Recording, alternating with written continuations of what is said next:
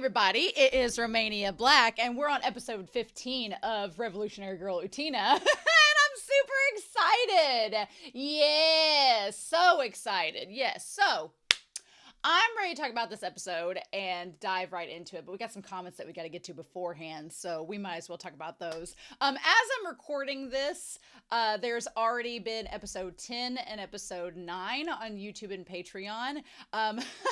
My internet has been out the last 5 days, so I have a little hotspot, but it takes me like a day to upload a video, so it's pretty crappy. But luckily, thanks to Anthony, this special shout out to Anthony, I have the files for Utena and I can watch them without the internet. So that's kind of one of the reasons why I'm going ahead and watching episode 15, but also because episode 14 was bonkers and we're in this like Sailor Moon villain era. I'm here for it. I'm ready to learn more about these boys in the Black Rose.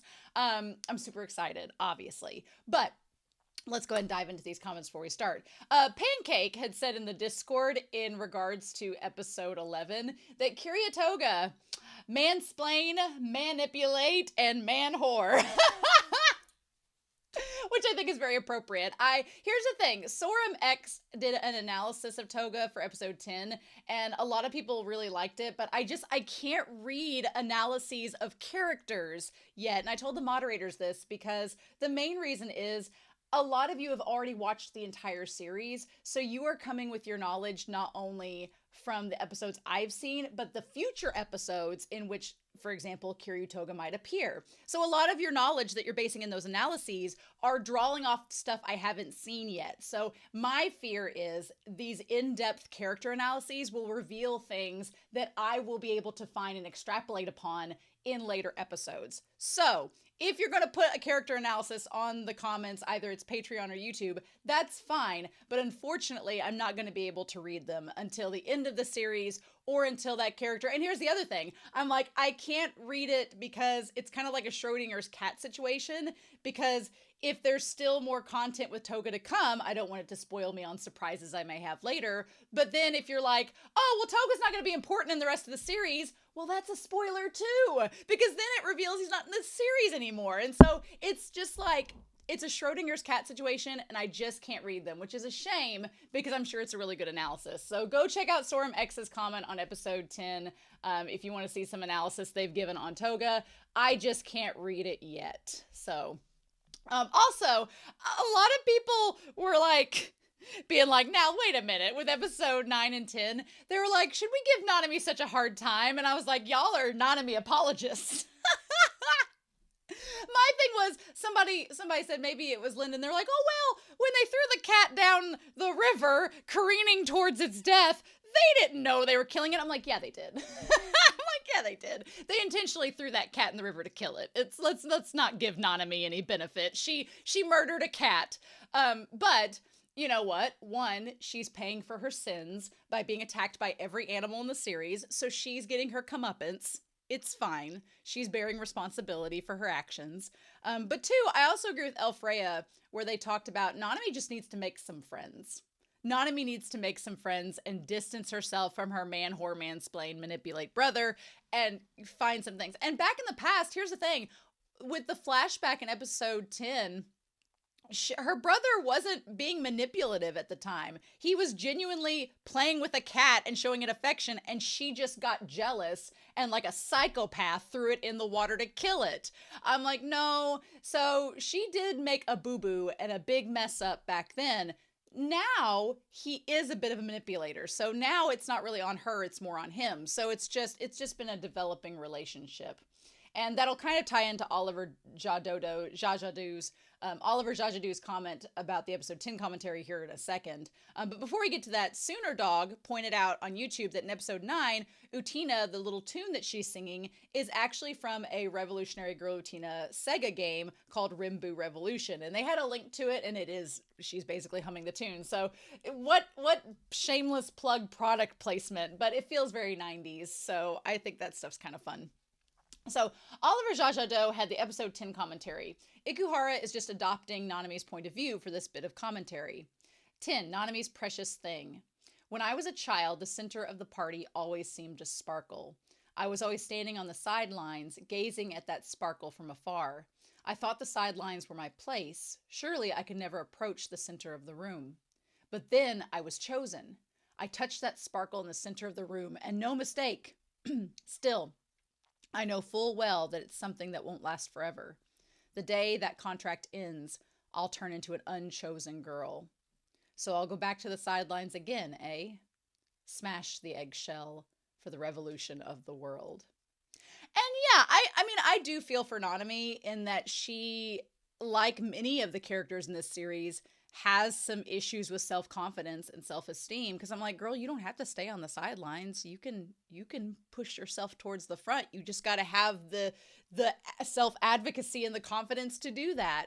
And I fear that Nanami, she's become such in Kiryu's shadow and feels she needs to be protected by him that she doesn't think that that's possible. And that's kind of a commentary on Kiryu likes to bully and manipulate people to believe that they aren't capable of doing certain things, kind of like what he does to Utena in episode 11 and 12. And then she stands up to him and she's like, F no, thanks to Wakaba. So I definitely feel for Nanami. I think she needs to smash the eggshell. And for her to revolutionize the world, she needs to get out of Kiryu's shadow and recognize that he doesn't like her that way. Even though he's blatantly told her so, she needs to have those words come to heart and make a change for herself. But he ain't going to do it for her. She's going to have to do it. So I like Nanami. She is one of my favorites, but I'm not excusing her for animal murder. But like I said, she's paying for it. She's showing accountability, and she seems like she's changed. So she's rehabilitated. She's not killing animals now. We can forgive her because she's paying for it in spades somewhere else. But we have our lovely white-haired or pink-haired man and his would-be lover who wants to be the Rose Bride as well. And last episode, they tried to get Akio's fiance in on this, and so I'm like, well, that didn't work. So now what are they gonna do? They supposedly have all these black rings that are from the dead duelists, and I'm like, what a morbid thing. So we're just gonna see where it goes, but. Anyway, thank you, Anthony, so much for getting these files for me. This has helped me on a day when my internet is crummy to have something to react to, so I really appreciate it. So, but we're not going to waste any more time. We're going to dive right into episode 15 of Revolutionary Girl Utena, and we're going to do that here in 3, 2, 1, and let's go.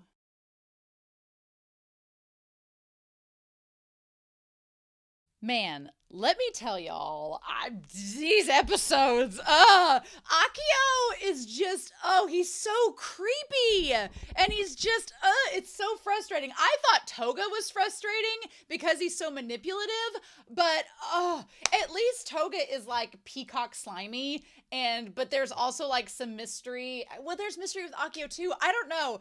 Akio takes it to another level. It's, like, it's not just that he's manipulative, man. So I think because we knew that with Touga, that him provoking Utena, eventually, because he was provoking Utena and he was, potentially threatening Anthe, that she was going to come out of it and protect Anthe, right? The thing that I think is so frustrating about Akio, the brother at this point, is that Utena, she thinks that Anthe and him have a great relationship. She doesn't think that he's threatening Anthe. And on the surface, we've not seen him directly threatening Anthe, but I'm sorry, him with his shirt open where he's like, come here, I'll comfort you tonight, and then the lights go out and they're alone together. There's so much implied there that you're like, no, she's not in a safe place. And we don't know if she wants this or not. She has this melancholy smile on her face, but that doesn't indicate anything. So, and it's like maybe she thinks, but Anthe doesn't give off the same vibes as Nanami and as Kozue do. So it feels a little bit different. And it almost feels like he is deriving comfort from her rather than vice versa. So I don't know. I think that's it. I think the fact that Akio is portraying the situation like Anthe's not in any harm, no foul, nothing bad's going on. Utena doesn't feel like she's needing to step up and help her. Whereas with Touga, it was very clear that Anthe was in trouble. So I just, it's so frustrating. And she doesn't know what's going on. It's like, and this show is probably going to drag it out for a long time. And I'm like, Damn it. But one thing the show does really good is that, or does really well rather, is that it doesn't just give you a plot element and fix it right away. It does do a much more realistic thing where, okay, we have this situation, now let's slowly introduce the situation and how complicated it is, and then from there we can add in some more things that we might do to help remedy the situation. So it's like the show takes its time and slow burns it, but it doesn't just abandon a concept and then suddenly come back with a solution like 3 episodes later. It slowly integrates it as it goes. So for example, we have this concept of love and family. Now, Utena, girl is kind of in a weird boat because she's an only child, supposedly. She doesn't have any siblings, and her parents are dead. So she's just kind of this orphan that doesn't really have much to do with this concept of love and family. But we have known in this, we have Nanami and Touga. And very much the situation is Nanami is super devoted and possessive of Touga. And Touga in response very much uses that, but also kind of ignores it.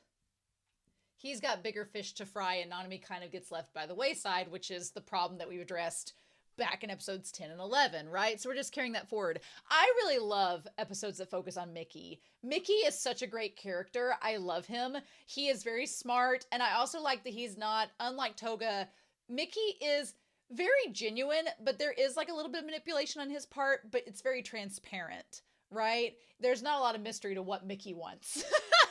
And I kind of appreciate that. But we have Kozue and Miki in this one. Girl, jury, you better hope that girl that you liked from long ago doesn't come a-calling, because that's a bad sign. I'm like, are they going to try to make her part of the Black Rose? I've noticed it's all been women so far.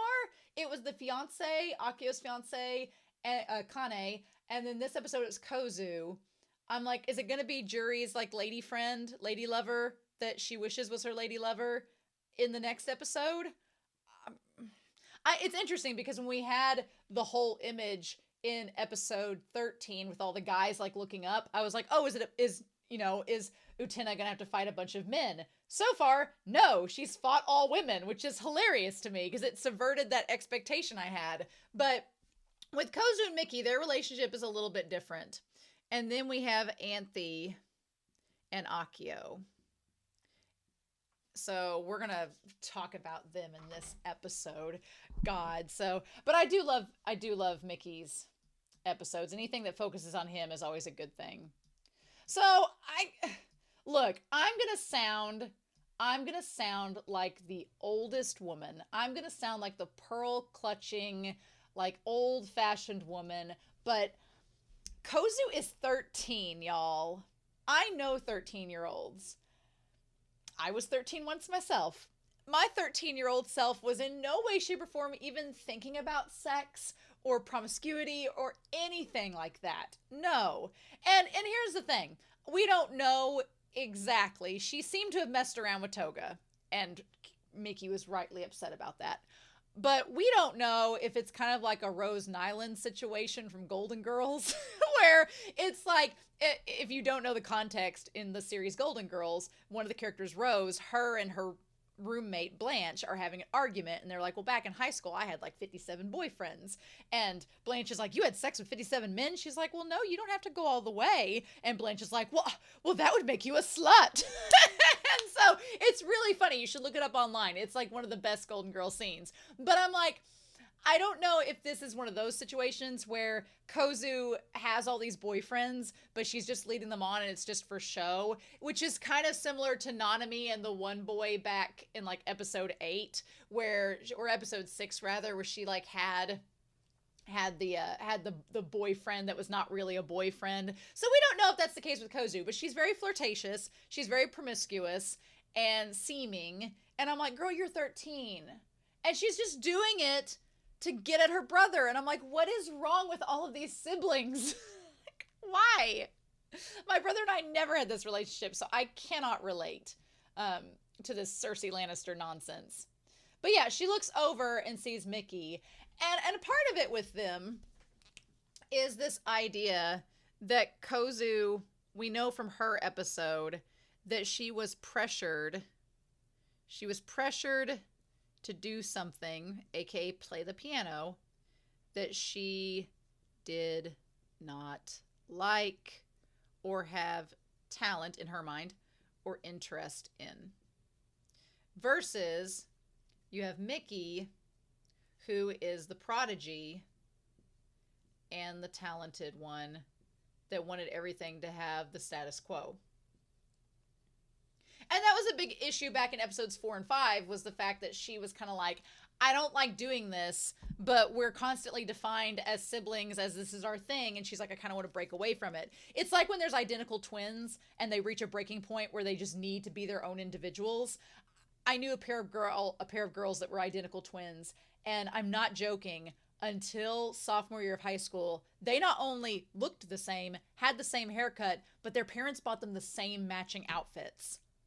Like, same outfits. Maybe every now and then the color would be like, one would be red, one would be blue, but they'd be the same shirts, same pants, same dresses, same skirts, same outfits. It was kind of shining, kind of creepy. And then eventually, when they were a sophomore in high school, one of the girls, they were both blonde. They had both matching blonde bobs. And one girl was like, I can't take it anymore. And she just like dyed her hair black and like cut it close and changed her whole wardrobe. And she's like, I've got to be different and be my own person. And they're on good terms now, but there was a time where the one girl was like, we gotta change because it's too much. And so I feel like Kozue has hit that point, but there's more to it than that. So she's flirting with the guy, and it seems like she's just, and then she sees Miki, and she's like, no, I'm good. She's like not fun to flirt anymore. And then Miki is just like, hey. And then she like brings him close, but she's not actually really doing anything with him. She's just making it look like it is. They're just gossiping about a random girl in school, but she's making it look like she's like pulling him close, being like, let me whisper this in your ear. But there's really nothing, there's no context to it. She's just doing it to make it look like she's seducing this guy, almost like she's trying to make Miki jealous. Miki's whole thing is he's just like, okay. And from the whole incident with Touga, Miki's kind of like, well, I can't stop you, so what can I do? The fact that they share a room and they sleep 5 feet from each other, and that's been this way this whole time, adds so much to this whole context. I was like, wait, what? Like, they've both shared a bed every night since all this went down? What? And that's been the scenario? Just...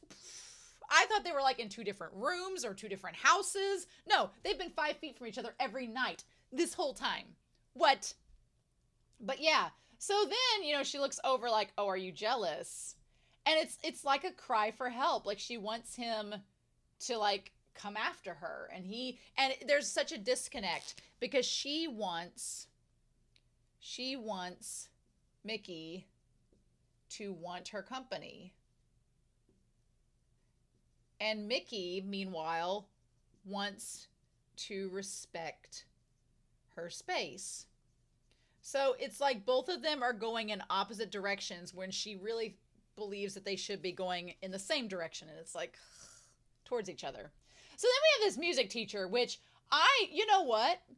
I rarely advocate for people pushing people downstairs, but this music teacher seemed like bad news. Seemed a little bit, he was a little too handsy, a little too touchy-feely. And he's like, I need to bother you for some advice, Miki. And I'm sorry, but no. When he puts his hand down there on Miki's waist and brings him in closer, again, this is a middle school boy. You are an adult. Nope, that's a big no-no. That's a big 90s no-no. Sonic says... No, I feel like the PSA from Sonic Says, where he's like, that's no good. If you don't let an adult touch you that way that makes you uncomfortable, that is not good. I feel like Sonic Says needs to come up to this music teacher. He needs to come up to Akio. He needs to come up to a lot of people in this series to be like, no touching inappropriately. Stop it. But yeah, you know, normally I don't advocate for violence, but in this case, Kozue pushing him down the stairs, he lived. Good for you. Good for you, Kozue. I think he might have deserved it because that's gross. As a teacher, I am offended and grossed out by this man. And then, again, she was just talking to the guy and flirting with him to get on Miki's, like, she just shoves him out of the way, like, I'm not interested in you anymore. And Miki, you know, is somewhat naive and pure, and he doesn't want to, like, you know, be like, I'm kind of uncomfortable about this, but oh, it's no fine. Miki's kind of innocent. And Kozue seems a little bit more grounded and worldly in the sense that she realizes that he's been taken advantage of. And she's like, that's dumb. No. So the landscape framed by Kozue. I liked it, the title of this episode. I'm sorry, though. I'm sorry, y'all. I apologize for your eardrums when we cut back to Touga's mansion. I love when series take a morbidly funny plot line and they just keep making it more and more demented and they push it to see how far it can go. And last time we had the cassette players playing the monologue from Kiryu as he's slumped in the chair. Now we've moved on. Now we've moved on to a vintage record player playing the saddest, like play your sad song on your violin, Kiryu. You're just so distraught that things didn't go your way. And he's just depressed in the chair. Just depressed. You know what needs to happen? Saionji needs to come back and pull him out of that chair. So I'm surprised that, well, but here's the thing. Nanami would not know to contact Saionji because Nanami believes that she's the only one deserving of his love. So of course she doesn't know. Here's what's going to have to happen. What's going to have to happen is that at some point, Utena is going to have to go to Touga and be like, hey, what's been going on? What's with the end of the world? What's with all of this? What's been happening? Hi, explain. You're good at mansplaining. Mansplain now, please. And he's just going to be slumped in the chair like, I don't want to live. And so what she's going to have to do is leave campus, go find Saionji, and be like, can you wake this bitch up? And Saionji's going to have to burst through the door to save his man, grab him by the lapels, and be like, shake him back to consciousness. That's what I want to happen. I'm not asking for much. I'm just asking for Saionji to come in like a knight on a green horse and save Kiryu. And they can go make out in the sunset together. That's all I'm asking. They can go eat bananas on a tree together. I feel that's not asking for much. But poor Kiryu, I would feel bad for Kiryu, but he's a manipulative bitch. So he kind of deserves to go through this moment of ennui. And she's like, are you staying home again? And he's just, it's slumped down in his chair. Good for Nanami, though, for taking charge. She put her duelist uniform on, her outfit, her thigh-high black boots, and she said, you know what? I'm going to go and do something. I'm going to go take over for my brother and save the student council, even though Juri and Miki were probably handling it just fine by themselves. Meanwhile, she's like, I'll take charge of the student council. Good for Nanami. Good for her. I feel like maybe Touga going through his depressive slump is a chance for Nanami to do like what we talked about in the intro and kind of branch out and become her own person.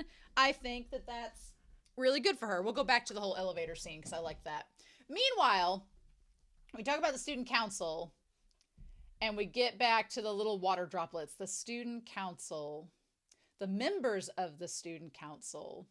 With their hearts, we may yet forge a sword powerful enough to defeat Utena. So, okay, so here we have, Soji. Soji and the would-be Rose Bride with the black rose. And so their thing is the student council members. We could use them to forge a sword with their hearts that could defeat Anthe's sword. My whole thing is that the one that Soji is like trying to make the Rose Bride, whose name is escaping me at the moment, if they're kind of like Anthe and the same species or people, then why don't they become a sword? Why doesn't Soji use their heart as the sword? But then I guess that would make them a Rose Bride. So they're trying to make these faux Rose Brides out of the student council members. But how does that work? Is it because they're duelists and they have the rose seal? And so their swords are stronger. Juries would be pretty hard to beat. I'm not going to lie. So I'm hoping we don't get to that point because that would be kind of hard. But yeah. And they're like, that's what my black rose tells me. This opposite foil to Anthe is kind of sinister and kind of manipulative. And I'm like, ooh, I'm glad Anthe is as she is because she could be pretty scary if she was like this character. And yet all of them have fallen. Their hearts are weak. And well, few are those who can claim complete control over their hearts. Maybe that's what they mean by targeting the student council, because if the student council were focused enough in their goals and desires to become student council members, then theoretically that would kind of make them more the cream of the crop than your run-of-the-mill students. Maybe that's the reason behind it. That's kind of the logic. That would make sense. It's difficult for people this young. When they said people this young, I was like, you're sounding a lot older than you seem. Again, going back to that Rocky Horror theory that these are all aliens from another planet and they're a lot older than they seem. It might be better to entrust the swords of their hearts to another. So that's when they get the idea of, what if we allowed their sword hearts? This seems very Kingdom Hearts, actually, which I wouldn't be surprised if it was influenced. But we entrust it to their most cherished. Well, that would be Juri with the one girl. But I don't know, actually, because with Kozue taking Miki's heart, Miki is the one she cherishes the most. I don't think Juri would become a person of the Black Seal. But then would the one girl... What if the one girl that's targeted that Juri likes actually ends up admitting that she liked Juri? And it was just like closeted emotions, and she was using the guy to kind of hide it. Maybe if that was the case. I definitely feel like Nanami would be targeted, but she already has the other rose seal. So how's that going to work? I don't know. So like that way a stronger duelist may be born. And Soji's like, okay, so I'm going to be all for it if it makes you the Rose Bride. Okay. To draw the swords to their heart, we need a hand that can capture those hearts. So you need two people. And that's when we get the sister. I really, really like the image of her with the water out of the pool. I also like their swimsuits. I have a very long torso, so one pieces don't usually work for me, but I would totally wear one if they fit. So yeah, these middle school girls just gossiping about changing boyfriends and adding boyfriends and whatever. And they want to be introduced to Miki. And she's like, no, he only seems to be interested in one girl. So she's jealous of Anthe. Which honestly, I'm like, I want to shake Utena so hard by the shoulders. I want to gently grab her and just do this very, very much, because she's still on this bandwagon of thinking that Miki is trying to confess his love to Anthe. And I'm like, did we learn nothing from episode 5? He doesn't love Anthe like you think she does. He just likes the concept of Anthe and that she can play piano with him. That's all he likes. He just likes the fact that she could be his companion to play piano. That's all he's thinking about. I'm like, girl,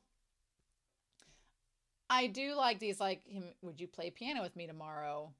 I almost feel like he was afraid that Utena would say no, but Utena, of course, thinks that he likes her, and so she's, like, trying to be a matchmaker, and I'm like, girl, what are you doing? And Anthe's just nice enough to, you know, be cordial and humor him.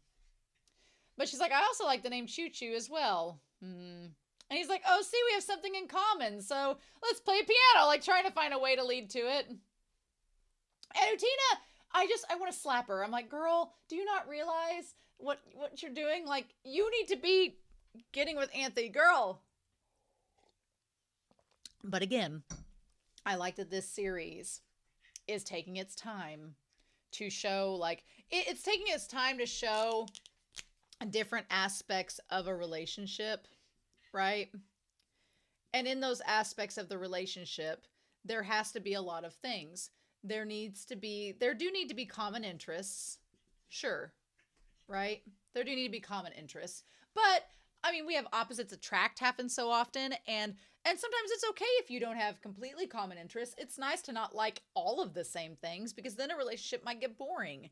But I feel like it needs to come on a more deep and kind of moral level, that it's not just common interests, but it's also like your sense of justice and also your morals and like how you view the world. I mean, I definitely think it's okay if you are different in that respect. My grandparents growing up had totally different political views and they loved each other and were fine. They just used it to banter back and forth. But I think at the end of the day, they both had similar hearts. And I guess Utena and Anthe to me have similar hearts. But I'm glad Utena is seeing all these different relationships because I think that's helpful. I think that her seeing how these are all forged will help her move forward with Anthe for her own relationship. But I'm just like, girl. So of course, he's like, I want to introduce you to my music teacher. And I feel like that was just an excuse to get her to come to play with him. Like, there'll be another person there. And meanwhile, we see the music teacher getting tossed down the stairs. And yep, we see him fall down. That's what it was. We see the mustache. Him falling down the stairs after getting pushed. It almost seems like he's running away rather than being pushed. Huh, interesting. But she's like, you wanted to talk? I love the idea of Kozue and Juri together in the same scene. I love it. And she's like, rumors that the teacher's fall wasn't an accident, rather that he was pushed. But he got a phone call last night saying next time it won't be just an accident. I feel like Juri knows where Kozue is coming from, but she's also like, hey girl, I'm not saying you're wrong to do this, but I'm just warning you, this might have some bad repercussions, not only for you, but for Miki, so you might want to take that into consideration and make smart choices. I like that Juri kind of becomes this big sister where she's like, hey, come on now, let's make good choices. I know what you're trying to do, but Miki's my friend too. I don't want him to get in trouble because of this. And of course, Kozue is like, don't butt in business. It's none of yours. And she's like, the reason you hate him so much. And she's like, because he's always. And I love that she's like, I would never forgive anyone who tries to taint Miki. I'm proud that she said that because I agree with her. I think it's not fair what he was trying to do. She views her brother kind of like Nanami views Touga, as this white knight on a horse who's perfect. And we, the audience, know that's not true, but they definitely believe that. So meanwhile, and of course we have the moon in the foreground, right? We have the moon there as they have this like wing of their mansion together to have their rooms. Okay. The two cups that are monogrammed for each of their little milkshakes. Oh my God, adorable. Adorable. One with the little blue M for Miki and with the pink K for Kozue. Shut up. And Miki's little blue pajamas. I love it. Now, what I love too is, one, the background of their bedroom has like the castle and it's very fairy tale-esque, which ties back to episodes 4 and 5. But I like that she's like, I wouldn't drink anything that sweet. And then by the end of the episode, she wants a milkshake. So she's kind of like denying herself the right to share something so sweet and pure with her brother. She's denying herself getting on his level. And then by the end of it, she's like, okay, well, thank you for helping me. I definitely think that I like that this whole event, as messed up as it was, brought them together more closely as siblings. I kind of like that. I think that's a good first step for their relationship. And my dog's going to be annoying. I also love that their beds have the monogram letters too. That's so cute. And the mosaic birds flying towards each other. This bedroom's adorable. I kind of love everything about it. He's like, well, I'm going to drink my milkshake. I'm not going to let it go bad. So then he's playing with Anthe the next day, and they're just having a great old time. And Utena's like, I'm not in love with Anthe. I just have to be in the same room as you two to make sure you don't make out. Don't mind me. Or maybe she's hoping that they will get together. But she meets Kozue, and she's like, wow, you guys really are twins. I mean, they look very similar. She's like, oh, that's Anthe. And she's like, what about her? And of course, she's instantly jealous. And that's the moment that the would-be rose bride plucks the black rose. Imagine that. Imagine that. So that was the midway point. And then we have Nanami taking over the student council. So we say, if the eggshell's not broken, the chick will die without being born. The Chamber of Freedom and the Cage of Freedom. So it changed it a little bit. Okay. So our song changed a little bit. Chamber and Cage of Freedom.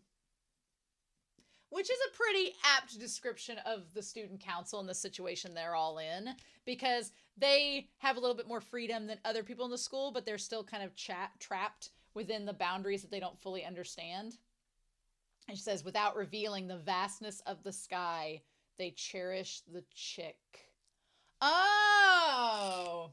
So we have the egg of the world, and because they can't see, they cherish the chick without knowledge of the outside world. Interesting. Because we go back and say there, if the eggshell's not broken, the chick will die without being born. So we need to break the world's cage. Ooh, okay. So this is an interesting change from the original that Touga said. Touga was talking about breaking the eggshell and gaining the power to revolutionize the world. But that's not what Nanami is saying. Instead, she's saying that there's this cage of freedom, this society's cage, and it's basically protecting the eggshell, but if the shell's not broken, the chick's going to die. And this cage of freedom is guarding the little chick, but because the chick is guarded and sheltered, it's not able to see the outside world for all it is. So it essentially becomes a cage of freedom. And Nanami is saying, yeah, we need to expose the chick to the outside world. We need to break the cage away and let the chick fly free. Which I think should happen to Nanami. So that's a good summation of it. I like it. I also like that Miki and Juri, she has the fan blowing on her, like, because it's Nanami and she's high maintenance. But I like that Juri and Miki, both of them are sitting away from her. They don't really want to acknowledge that she is leading the student council, but they also aren't going to deny her either. She's like, I'm going to act as my brother's proxy. She's like, I have the qualifications, as if there were any. Like, what are even the qualifications to do so? And she asks if they have any problems. I like the fan turns to each of them. The oscillating fan turns to each of them as they answer. And essentially, oh my goodness, dog. Essentially, Juri and Miki are both fine with this. They don't have any objections now. And then I like that it goes back to Juri, and now there's all these windmills. There's all these windmills. Why? But why? It's just such it's like the balloons. It's like the balloons back in episode 11. It's just bonkers imagery that I'm like, I'm sure there's a reason you can discern from it, like the windmills being propelled by it.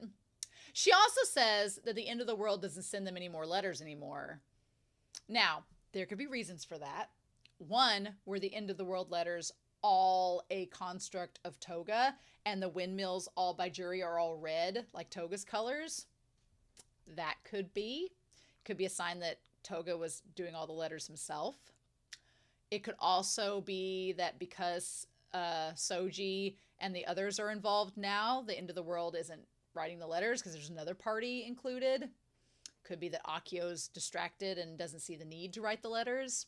There's a lot of factors it could be, but I wonder if the windmills being red like Touga's color is an indication or kind of a sign that Touga's writing all the letters, and so he was influencing all of this. I don't know. Anyway, back on top of the tower, the giant dick tower, Akio's told that there's a boy interested in Anthe. And Utena is like, well, does that worry you? And he's like, well, we are siblings, but if she's enjoying her school life, that's fine. Because he knows that it's not going to matter. She's going to come back to him no matter what, because he's going to force her. And he's like, oh, I'm glad my sister has a good friend like you. And she's like, well, you're always thinking about your sister, aren't you, Akio? And he's like, well, do I? And then there's that creepy picture of him with the possessive hand, like, on her shoulder. And he has, like, the earring and everything. I don't know. I don't know, y'all. He's like, I don't know if I get it because I don't have siblings. And then on the opposite table, there's like a giant bunch of like 24 roses. Also, the vase that the roses are in have a bunch of S's on them. I don't know if those S's stand for snake or what they stand for. Also, there are a bunch of red roses. So does that have anything to do with the garden or anything to do? I wonder if maybe she spent too long in the garden because of the red roses. That she was gathering them all for Akio. I don't know about that, what the meaning behind that is. And then he shows her the little microfilm of the moon. And he says, we often see it as something with no bearing, but from time to time you look at it and it inspires a sense of comfort. And then we have like the longest time that Miki has been waiting is like 42 minutes. So this concept of the moon and it being comforting because it's always there, and that tying the siblings. And I do get that, right? Because it's like, well, you can technically, people are always like, you can choose your friends, but not your family. Well, you can choose your family. But the thing about siblings, typically, not always true, but the thing about siblings is that usually siblings with good relationships, no matter what ends up happening between them, they're always there for one another at the end of the day. They can always comfort each other. And it's a very, very, very cliche trope that this show kind of plays into with the whole, oh no, my sibling likes a girl or my sibling likes a guy. He's going to leave me and never love me the same way. And it's like, that's not true. It's like you can share your love between multiple people, but that's often like a point of contention where siblings are like, I don't want them to love you because then they're going to ignore me. And it's like, which is exactly what happens here, right? And so he's like, why isn't Himamiya here yet? I must have arrived too early. And then she shows up. I love the whole thing escalating with the metronome. Oh, like the sound, the score in this episode was really, really good. I loved the score. It was great. Like it amped up the tension in this scene so much. And then of course, she like, I like at first there was like the blender on the table and I was like, why is there a blender? What is happening? Is it like blending memories together? Which it could be, but then it was like the milkshake. The milkshake being like for both of them. And then the butterflies on the straws, which butterflies are often like associated sometimes with things that are dead. So it's like, was their sibling bond dying as the straws were crisscrossed? And she went to give him like a kiss on his forehead, and that's when she sees Anthe. Little does she know Anthe doesn't give a shit and isn't going to tell anybody. And she's like, do you have something you want to say? And she's like, something. And that's when he wakes up. And he's like, oh, I'm happy you're here. And of course, I feel bad for Kozue because in that moment when Miki woke up, he didn't even acknowledge she was there. Instead, he was like, oh, Anthe, now you're here. I'm glad you showed up. And Kozu's like, I'm standing right here. I also love that the interview process is them selling their soul and descending into hell. It's just, the imagery for it is amazing. So Kaoru Kozue, 13 years old from Kanagawa. We'll find out some ages on everybody. She's like a middle school second year. And then we do the same thing where the butterfly de-evolves. She's like, Miki is my older twin brother, and he's always been good to me. But these days he pretends everything's okay. But if something happens and I get hurt or shamed, he'll suffer deep inside his heart and obsess over me no matter how much he tries to hide it. So in her mind, she feels that he dotes on her. Which he kind of does, but he kind of doesn't too. He lets her do her own thing. She's like, that's why I go out of my way to find dates I know he'll hate. But this truth is, and I love that they're like, go deeper. It's like a big psychological evaluation. They're like, get to the heart of your desires. And she's like, but Miki's attention is drifting towards that girl. Like she's basically, she wants him to dote on her. And so she does things to get his attention. And what's messed up is, I'm like, back in episode 5, the whole point was that he just thought she wasn't interested in him or what he wanted anymore, which she wasn't. But now she wants to have her cake and eat it too. And it's like, girl, like, just talk to him. Why can't these people just talk to one another? The communication major in me is like, just talk it out. But now she's jealous. I do love the shot where Soji's like, well, we've got a path prepared for you. and then it just shows the paper scattered on the floor because she's been pierced by the rose. So good, so good. So then she shows up in the piano room and has like the black rose and the ring. And the moment she touched her face and his heart, I feel like that was like her getting to where she could draw out the sword. Although her hand drifts a little lower, and I was like, girl. And then she reaches in to kiss him. And he's like, that ring. She's like, it matches yours. And then that's when he is like, where she touched him on his heart. And that's when he like let the sword out. I love the butterflies like rising up, like the symbolism of the butterflies and all of it. And that's how he gets the sword. The imagery is great. I'm like, what? But I'm also like, how does this work? Like, you're plucking swords from people's bodies, just like the power of Dios is used to get the sword from Anthe. So, if that's the case, then why can't Soji just pluck the sword out of the would-be Rose Bride? Would that require him to admit that he's having a relationship with said would-be Rose Bride? I'm like, if she can do this to Miki, why can't you all do that to get your own sword? Why do you have to keep using these other people? I also like that they're finding different ways to get a hold of Utena to tell her that the duel is happening. Like before it was in the locker and now it's on the finals board. Also, I'm with Wakaba. English and math finals on the same day. Are you kidding? Like they're trying to kill these kids. And that's when she sees the duel notice. I love that the two tells, they're so bizarre and their messages are a little bit more wonky than they have been in the past. Like they're like hot coffee and sandwiches and cold beer. So you have a hot drink, a cold drink, and a sandwich and some food in the middle. And they're like, all of it's available right here. And then the train, choo choo, which was brought up in this episode. And they repeat it over again. This, like, one of them's dressed as a stewardess. And she's like, well, am I the only one in this entire car? Is this necessary? Do I need food and drink when I'm the only one? Do I need sustenance if I'm by myself? And then they keep repeating it. And the other tell says, well, that's so annoying. I don't want anything to drink. And they're like, well, you could just ignore her.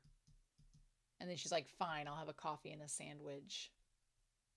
Which is interesting. So it's basically the one tell is like, well, I don't need any of the things that you're trying to offer me, so just go away. And they're like, well, yeah, just ignore her. And then, but she doesn't want to ignore her. So it's saying that, to me, the interpretation is that even though we could move on or find different avenues of companionship or not pursue something that's problematic, there is a part of us that wants to, like the one tell said they were alone. So they're like, well, just ignore the other girl. If you're by yourself, you don't need anything. But to ignore that comfort, like the moon, like Akio was talking about, to ignore that possible connection and that companionship, we as humans just don't want to do it. So we'll incorporate things we don't like and we'll be with people we don't like because we don't want to be alone. That could be an interpretation of it. I don't know. But anyway, so we get up to the top for our duel, and there's all these desks, these 100 desks, and they all have milkshakes on top. They have Mickey's insignia on them. I do like Kozue with the blue instead of the purple. I like that they're going to be different somewhat. Still, the red outlines of the body is very creepy. And she's like, I'll kill Anthe if you don't fight me. And Anthe's like, okay. So then we have the lyrics, which I want to go back to, where they start the battle, because I was trying to pay attention to the conversation rather than the lyrics. So it says time machine. So the song starts and it says time machine to... Why are we getting... The subtitles were getting messed up there. What we doing? Okay. We get this right. Power of Dios and all that fun stuff. Says time machine to the past, to the future. Z-fume shazoom! Ha! Of course. And they're like, time machine. We've gone back and talked about my cute childhood days. Yep. So reflecting back on Kozue and Miki making a carpet of lotus blossoms, playing with dolls, the marvelous incantation, fee, fee. I'm like, what a bonkers, sugar candies. I wore a pretty dress, like all this nostalgia, the children's festival. Oh, my dream machine, a blizzard of petals. Like maybe talking about like a cherry blossom losing its petals as time passes. And then to my distant past self. And then it says 10, 2, 1, 0, take off. Why? Makes sense, lyrics. I love that Anthony's just drinking all the milkshakes this whole time while this is happening. She says, all of you should disappear. Everything that isn't Miki or me is nothing but an eyesore. And Utena's like, what's with these siblings? I tell ya. To the past, to the future. Okay. Maybe the lyrics aren't anything of scholarly rapport this time around.